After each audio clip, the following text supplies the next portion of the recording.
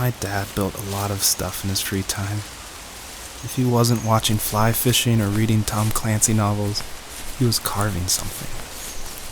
He made tons of birdhouses.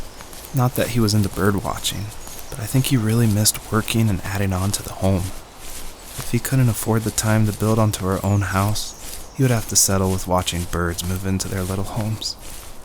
We kept an old mattress in the bed of that ugly yellow truck, so we would drive it deep into the woods and then watch the birds fly into their houses while the sun set. Usually it was accompanied by venison jerky or a cold Coke, but not a lot of talking, which is how we both liked it.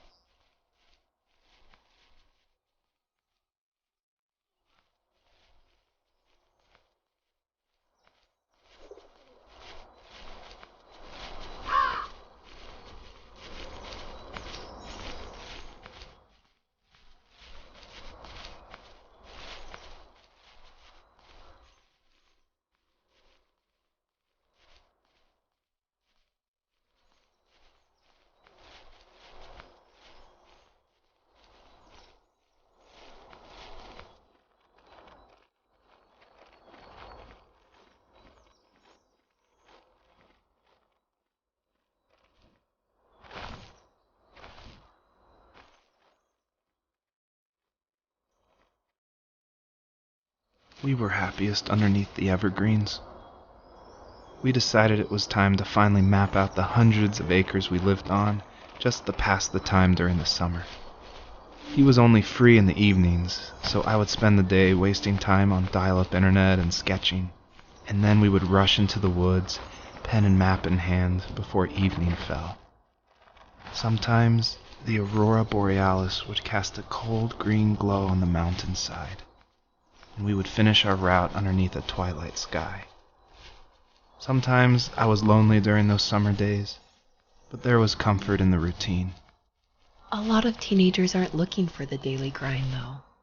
There's nothing wrong with wanting to get out, to leave your childhood home. You wanted to progress, to make something of yourself. Yeah, you're right.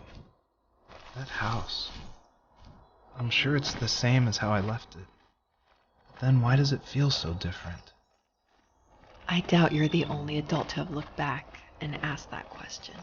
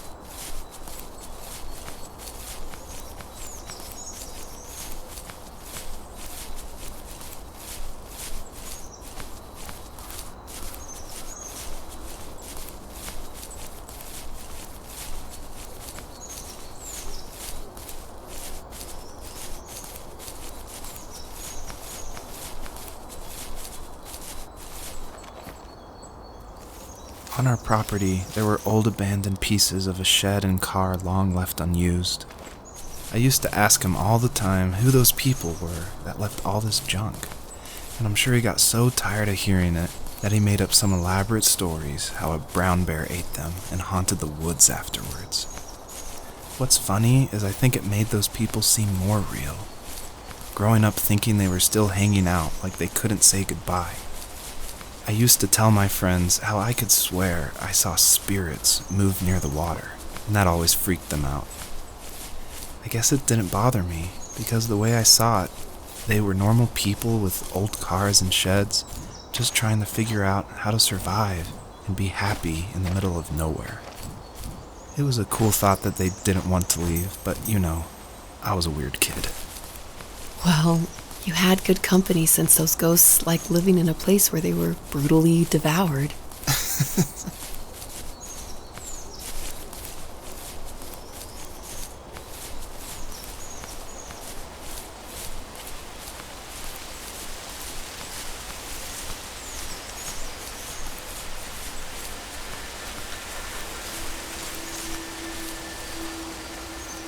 Even at my most distant, at the times when I detested him the most, he kept reaching out.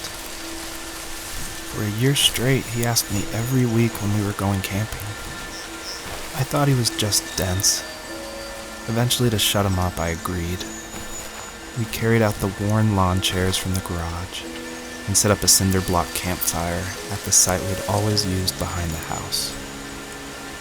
We walked down the mountain path, talking in the warm sunshine we only got a couple months of the year. Those 3 obsidian rocks shimmered alongside the shore, almost like sparklers pressed against a dark window. I'll never forget that wet stone on my feet, or how those massive mountains looked even bigger in the lake's reflection. I felt small, but grateful. As the sun set, my dad found something I hadn't seen for a long time. The tree where I'd made my first carving when I was 6. I hadn't even carved it. My dad had helped me, but I still called it my tree. Something about seeing my name there made me open up, and we talked about everything that night in that old camouflage tent. I told him how much I loved sketching and design, and how it would be a dream to study architecture in Seattle. I told him how I didn't get along with my friends much anymore, but that I didn't mind being alone. He told me he was there for me, and he joked that if all he had to do was write my name on a tree to finally get me to talk, he would have left me carved logs with novels on them in front of my room every morning. I don't know why it took me that long to realize it, but it was then I knew how much he had sacrificed for me.